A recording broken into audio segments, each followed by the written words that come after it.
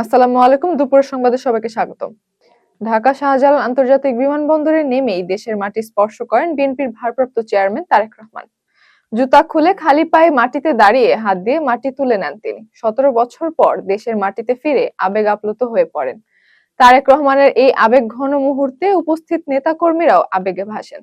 সেখানে আয়োজিত গণসংবর্ধনায় সংক্ষিপ্ত বক্তব্য দিয়ে তিনি দুপুর 3টা 40 মিনিট পর্যন্ত অবস্থান করবেন।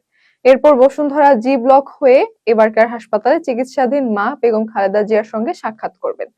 হাসপাতাল থেকে বেরিয়ে তিনি গুলশানের বাসভবন ফিরোজায় যাবেন।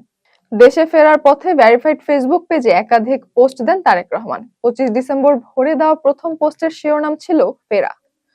পোস্টে উড়োজাহাজে বসে মেডিকেল সার্টিফিকেট পড়ার একটি ছবি প্রকাশ করা হয়। তার প্রত্যাবর্তনকে ঘিরে রাজধানীর গুরুত্বপূর্ণ এলাকায় নিরাপত্তা জোরদার করা হয়েছে।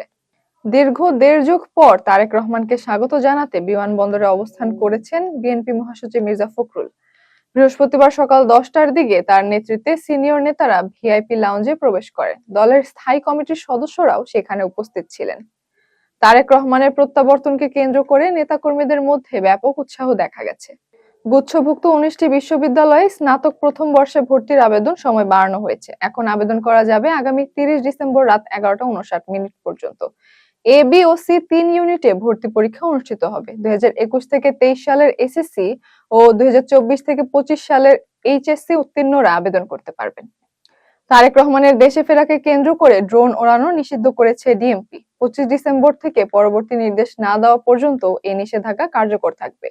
ডিএমপি কমিশনার স্বাক্ষরিত গণবিজ্ঞপ্তিতে এ তথ্য জানানো হয়। জনশৃঙ্খলা রক্ষার স্বার্থে এই সিদ্ধান্ত নেওয়া হয়েছে।